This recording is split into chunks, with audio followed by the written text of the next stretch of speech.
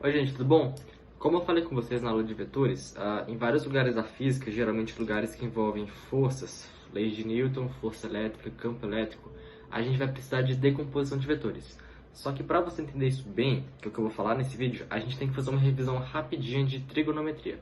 Então, olha só o que eu vou fazer no tablet.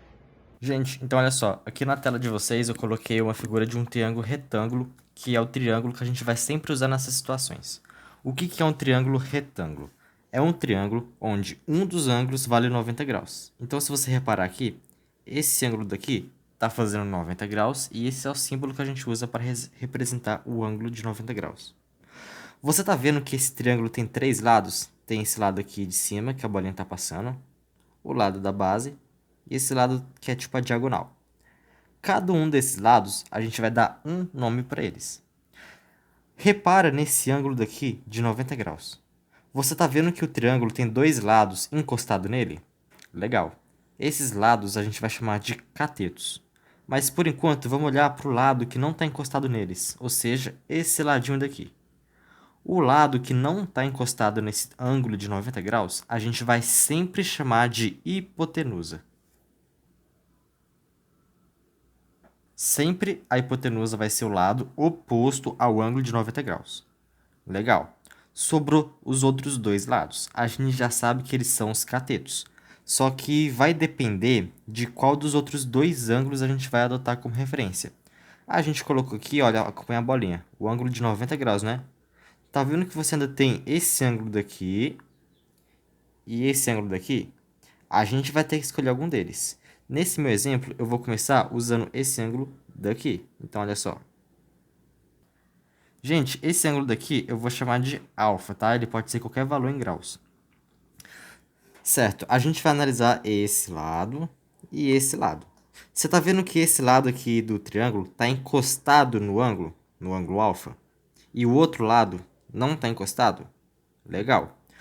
O lado do triângulo que está encostadinho nesse ângulo alfa, a gente vai chamar de cateto adjacente. Legal. O lado que está oposto ao meu ângulo de 90 graus, a gente vai chamar de cateto oposto. Certinho, pessoal? Mas presta atenção, a hipotenusa sempre vai ser esse lado aqui. Agora, quem é o cateto oposto e quem é o cateto adjacente, pode trocar dependendo do ângulo que você está usando. Esse é o cateto oposto e esse é o adjacente por esse ângulo alfa que eu escolhi. Caso eu estivesse usando esse ângulo daqui, vamos chamar ele de beta. Os catetos iam mudar, olha só. Repara que o que antes eu chamei de cateto oposto, agora está encostado nesse ângulo beta. E o lado do triângulo que está encostado no ângulo beta, agora vai ser o nosso cateto adjacente. Então, em relação ao ângulo beta, esse lado é o cateto adjacente. Agora, o que antes a gente tinha chamado de cateto adjacente, agora, em relação ao beta, vai ser cateto oposto. Então, para decidir quem é o cateto adjacente e o cateto oposto, você tem que escolher um ângulo. Geralmente, esse ângulo é fornecido na questão para não gerar dúvidas. Agora, a hipotenusa não depende de ângulo, tá bom? A hipotenusa vai sempre ser o lado oposto ao ângulo de 90 graus.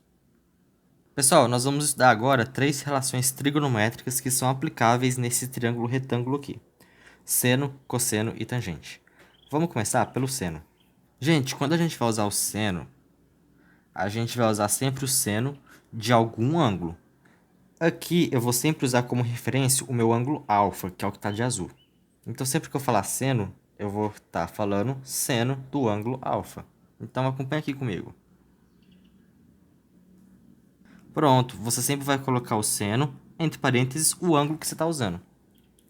Pessoal, sempre que você quiser calcular o seno de um ângulo, você vai fazer o seguinte. O seno é definido como o tamanho do cateto oposto ao ângulo alfa. Então, eu vou escrever aqui cateto oposto, dividido pelo tamanho da nossa hipotenusa. Simples assim, você só tem que ter decorado que o seno é cateto oposto dividido pela hipotenusa. Vamos para o nosso cosseno.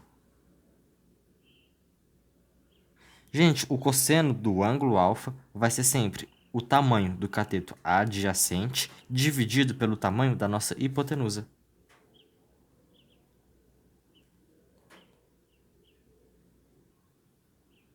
A tangente vai ser o cateto oposto dividido pelo cateto adjacente.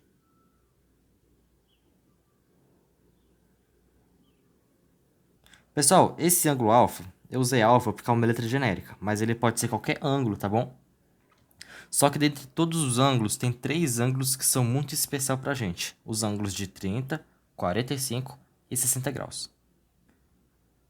Gente, olha só, eu coloquei aqui uma tabelinha para relacionar os ângulos de 30, 45 e 60 com os seus respectivos senos, cossenos e tangentes. Gente, normalmente, o seno de um ângulo necessário na questão é fornecido no enunciado. Caso ele não seja fornecido em provas tipo Enem e vestibular, na última folha da prova você vai ter sempre a sua tabela periódica e uma tabelinha com esses ângulos. Só que, se você tiver eles decorados, isso vai te adiantar muito tempo de prova, você vai conseguir resolver as coisas mais rápido e vai ter mais tempo para resolver as outras questões. Então, eu recomendo fortemente que você tenha esses ângulos decorados. Olha, como é que a gente monta essa tabela rapidinho? Tá vendo? Vamos começar pelo seno. Olha para essa fileira, tá? A gente sempre vai começar de 30 graus, depois para 45 e depois para 60. Você vai contar 1, 2, 3, olha só. Bota 1 aqui, coloca o 2 aqui, coloca o 3 aqui. Depois, você vai dividir todo mundo por 2. Aqui, aqui e aqui. Depois, você vai tirar a raiz de todo mundo que está no numerador. Então, vai ter uma raiz no 1, que raiz de 1 é o próprio 1. Vai ter uma raiz no 2 e vai ter uma raiz no 3. Então, ó, seno de 30 graus é meio. Seno de 45, raiz de 2 sobre 2. Mesma coisa para o de 60, tá bom? Para o cosseno é a mesma coisa, só que a ordem vai ser o contrário. Vai ser 3, 2, 1. 3, 2, 1. Tudo sobre 2, perdão. E você coloca a raiz em todos os numeradores. Raiz aqui e teria uma raiz no 1. Só que a gente sabe que raiz de 1 é igual a 1. Na hora da tangente, a gente não tem um padrão que nem no seno e cosseno. Então, olha só. A tangente de 30 graus vai ser raiz de 3 sobre o 3. Tangente de 45 vai ser simplesmente o 1. E a tangente de 60 vai ser raiz de 3.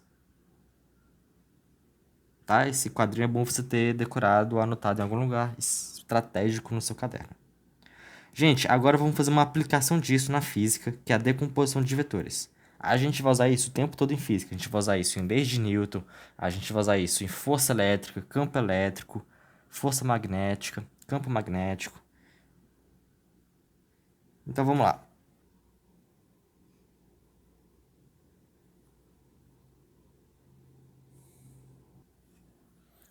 Pessoal, eu coloquei aqui para vocês um sistema de coordenadas cartesiano, que é esse eixo x e esse eixo y. Bem na origem desse sistema cartesiano, eu coloquei a origem de um vetor que eu chamei de vetor f. Vamos simular que ele é uma força. Esse vetor f está fazendo uma inclinação com ângulo com o eixo x de θ graus. Eu quero calcular as componentes desse vetor f. Olha só. Vamos relembrar rapidinho da aula de vetores. Se eu tinha um vetor 1 e um vetor 2, eu podia somar eles e o resultado ia me dar esse vetor resultante aqui. Decompor um vetor é fazer o contrário. Eu vou começar com esse vetor e aí eu vou querer calcular essas componentes daqui, tá legal? Ah, como é comigo? As componentes desse vetor, você vai para onde ele termina, faz uma reta pontilhada para baixo e uma pontilhada na horizontal. Você concorda comigo que a distância aqui em cima do eixo x vai ser a componente x desse vetor f? Então, a gente vai chamar de f de x. Perceba que essa distância f de x é a mesma que aparece aqui em cima. Está acompanhando a bolinha? Agora, vamos para o eixo y. Essa distância daqui é o nosso componente no eixo y do nosso vetor f. Perceba que esse tamanho daqui vai ser o mesmo tamanho que esse ladinho daqui, certo? Agora, olha só, se você reparar, acompanha a bolinha. Isso daqui formou um triângulo retângulo, tá vendo? Então, a gente pode usar seno, cosseno e tangente aqui. Vamos começar usando seno. Vamos lá.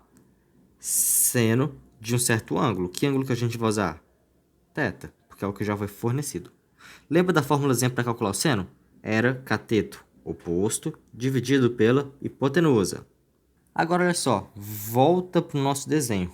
A gente tem esse lado do triângulo, esse lado e esse lado. Acompanha sempre a bolinha. Vamos identificar quem é a hipotenusa. Para identificar a hipotenusa, você tem que achar o ângulo de 90. O ângulo de 90 está aqui. Qual é o lado oposto a ele? É justamente o nosso vetor f. Então, esse módulo do vetor f vai ser a nossa hipotenusa. Eu vou botar só um hzinho, tá bom? Sobraram esses dois lados, fx e fy.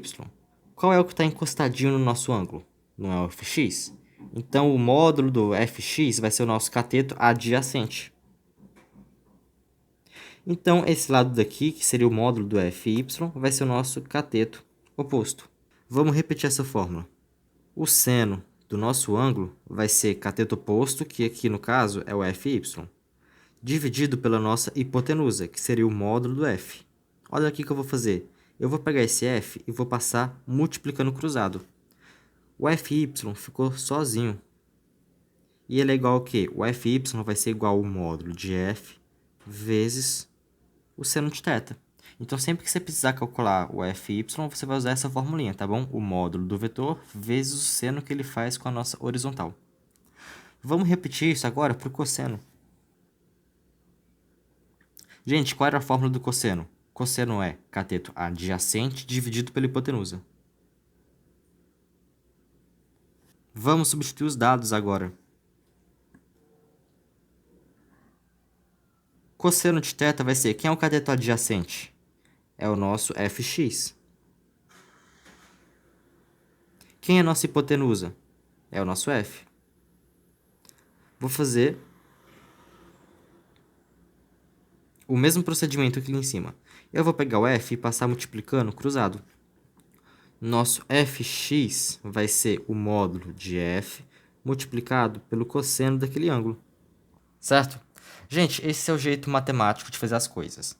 Agora, eu vou dar um macete que pode te ajudar em muitas situações. Presta atenção comigo. Volta lá no nosso desenho. Acompanha a bolinha em cima, embaixo do fy. Tá acompanhando a bolinha? Olha só. Agora, a gente vai parar de usar esse triângulo retângulo daqui. Agora, a gente vai usar esse fy de azul. A gente vai usar esse fx e esse ângulo. Tá vendo que o fx, o vetor fx, está encostado no ângulo? Então, a gente vai falar que ele está com o ângulo, certo? Tá vendo o fy? Ele não está encostado no ângulo. Então, a gente vai falar que ele está sem o ângulo. Então, olha só, o que eu vou escrever aqui. O fx está com o ângulo, certo? O fy, ele está sem o ângulo. Vamos olhar na fórmula de vermelha dentro do quadrinho. Tá vendo que para calcular o fy, a gente usa seno? Volta na formulazinha de verde. Fy está sem o ângulo. Se ele está sem o ângulo, a gente vai usar seno do ângulo. Volta na formulazinha vermelha para o fx. Tá vendo que para calcular o fx, a gente usa o cosseno? Volta na fórmula verde do fx. Se fx está com o ângulo, então a gente vai usar cosseno do ângulo. Assim fica muito fácil. O vetor que está com o ângulo, a gente vai usar cosseno. O vetor que está sem o ângulo, a gente vai usar seno. É só um macetezinho que é a mesma coisa. Certo? Espero que essa aula tenha sido útil para vocês. Até a próxima.